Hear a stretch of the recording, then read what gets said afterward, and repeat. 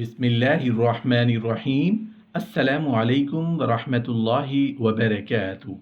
اللہ دولت کن لوگوں کو دیتا ہے؟ دولت کی خوشی کن لوگوں کے حصے میں آتی ہے؟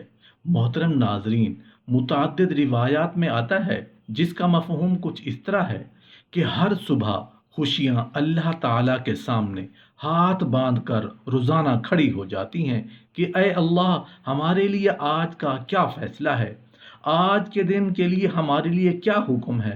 اللہ تعالیٰ فرماتے ہیں کہ فلاں فلاں ظالمین اور مخالفین کے پاس چلی جاؤ۔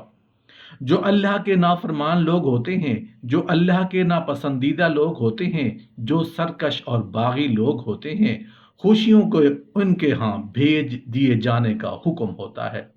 اس کے بعد فاقے، پریشانیاں اور غم وغیرہ رہ جاتے ہیں۔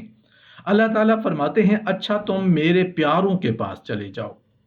جو لوگ اللہ کے پیارے ہوتے ہیں، جو بھولے بھالے اور معصوم ہوتے ہیں، جو اللہ کے پسندیدہ ہوتے ہیں، فاقے، پریشانیاں اور غموں کو ایسے مفلس لوگوں کی طرف بھیج دیا جاتا ہے، اور یہ احکام ہر دن ہر صبح کے آغاز پر ہوتا ہے۔ حدیث پاک میں آیا ہے، جس بندے کو اللہ اور اس کے رسول سے محبت ہو، اس پر پریشانیاں اس طرح آئیں گی جیسے پانی ڈھلوان کی طرف تیزی کے ساتھ چلتا ہے۔ نیکی اور دینداری کی زندگی میں یہ پریشانیاں تو آتی ہیں، لیکن یہ تھوڑی سی پریشانیاں ہیں۔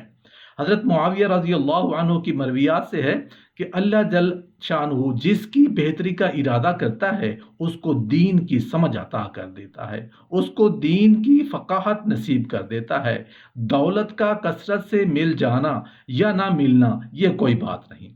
دولت اللہ انہیں بھی دیتا ہے جن پر راضی ہوتا ہے، اور انہیں بھی دیتا ہے جن پر ناراض ہوتا ہے۔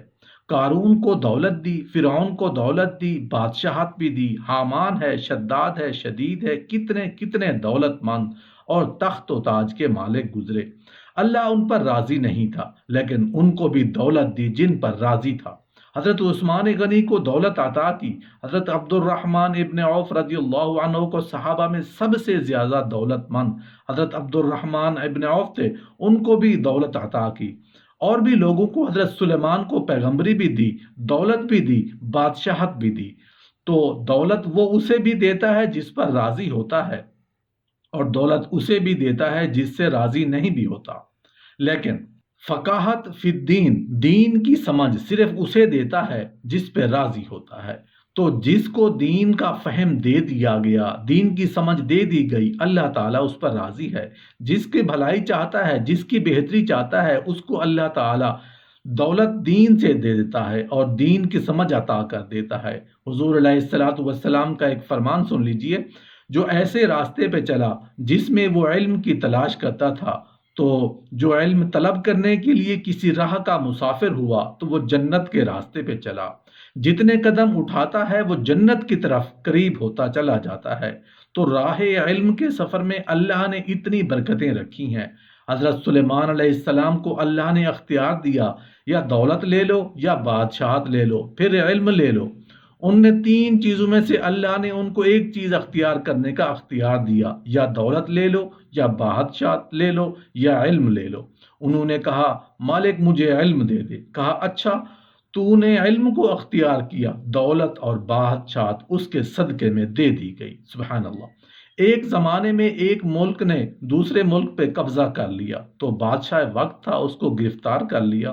تو جب گرفتار کر کے دربار میں لایا گیا، تو وہ جو دوسرے ملک کا محکوم بادشاہ تھا وہ سامنے کھڑا ہے۔ تو اس نے اس کو کہا کہ میں بھی چونکہ بادشاہ ہوں اور تم بھی اس سلطنت کے شہنشاہ رہے ہو، تو میں تمہیں قتل نہیں کرتا، تمہیں معاف کرتا ہوں، اور اب اس ملک میں تمہیں کوئی عہدہ دینا چاہتا ہوں۔ اب تم بتاؤ تم کون سا عہدہ قبول کرو گے؟ اب ہمارے حکمران ہوتے وہ کہتے وزیر خزانہ لگا دو، لیکن اس نے کہا مجھے معلم لگا دو، مجھے ٹیچر لگا دو۔ تو وہ بادشاہ ہنس پڑا، کہنے لگا پھر دوبارہ بادشاہی چاہتے ہو؟ تو یہ بادشاہی ہے، شہنشاہی ہے۔ تو جو راہ علم پہ چلا وہ جنت کے راستے پہ چلا، اللہ اس کے لیے جنت کی راہیں بھی آسان کر دیتا ہے، اور دنیا بھی اللہ تعالیٰ اس کی عزتوں سے نوازتا ہے۔ تعلیم و تعلیم کا جہاں حقیقی جہاں ہے تو باقاعدہ 8 سال کا کورس کرے، یہ تو ہر شخص کے لیے ممکن نہیں، لیکن سب کے اوپر لازم ہے کہ وہ ضروریات دین سیکھیں، ان میں نماز، روزہ، حج، زکوٰۃ۔ اگر کاروبار کرتا ہے تو کاروبار کے مسائل، اسی طرح جو ہے وہ کفر، اسلام، بنیادی عقائد، یہ وہ چیزیں ہیں جو ہر ایک شخص کے اوپر جو ہے وہ سیکھنی واجب ہیں اور ضروری ہیں۔ تو ان کو سیکھنے کے لیے علمی حلقوں میں جانا، بیٹھنا، علماء کی صحبت میں بیٹھنا، یہ اپنے اوپر لازم کر لے۔ حضرت عبداللہ بن سلام رضی اللہ عنہ فرماتے ہیں کہ قیامت کا دن ہوگا، حساب کتاب ابھی قائم نہیں ہوا ہوگا، ایک منادی اعلان کرے گا کہ جن لوگوں کا اللہ تعالیٰ پر حق ہے وہ اپنا حق لے لیں، اور مخلوق حیران ہوگی کہ اللہ تعالیٰ پر کسی کا حق کیسے ہو سکتا ہے، تو حیران ہو کر پوچھیں گے اللہ تعالیٰ پر کس کا حق ہے؟ تو فرشتہ جواب دے گا جس بندے کو دنیا میں کوئی غم پہنچا جس کی وجہ سے اس کی آنکھیں پرنم ہو گئیں، اب اس بندے کو اللہ پر حق ہے کہ یہ ان پرنم آنکھوں کا بدلہ اپنے پروردگار سے لے لے۔ چنانچہ لوگ کھڑے ہو جائیں گے کہ مجھے بھی غم ملا تھا، مجھے بھی غم ملا تھا، مجھے بھی پریشانی ملی تھی، مجھے بھی مصیبتیں اور پریشانیاں آئی تھی، میں بھی رویا تھا۔ یوں اس کو اللہ رب العزت اپنی شان کے مطابق اجر دیں گے جو ان کے گناہوں کی بخشش کے لیے کافی ہو جائے گا۔ اللہ تعالیٰ کا ارشاد ہے، زمین میں جو کوئی بھی مصیبت ہے، خاص طور پر تمہاری جانوں کے سلسلے میں، اسے ہم نے پیدا کرنے سے پہلے ہی ایک خاص کتاب یعنی لوح محفوظ میں لکھ چھوڑا تھا۔ یقیناً یہ کام اللہ تعالیٰ کے لیے نہایت آسان ہے۔ لہٰذا ہر آزمائش، مصیبت اور پریشانی کو اللہ کا فیصلہ مانتے ہوئے قبول کرنا چاہیے، اور ناراضی اور ناشکری کے کلمات زبان سے ادا نہیں کرنے چاہیے۔ آزمائشوں، امراض اور مصائب و آلام میں مومنین کے لیے بہت سے فوائد و ثمرات بھی پنہاں ہوتے ہیں۔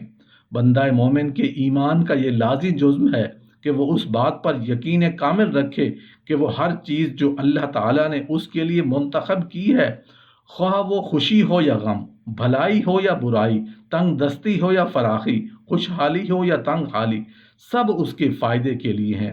نبی کریم صلی اللہ علیہ وآلہ وسلم کا فرمان گرامی ہے، مومن کا معاملہ بھی تعجب خیز ہے، کیونکہ اللہ تعالیٰ اس کے لیے جو بھی فیصلہ فرماتا ہے اس کے لیے خیر و بھلائی ہی کا باعث ہوتا ہے، اور یہ اعزاز سوائے مومن کے اور کسی کو حاصل نہیں۔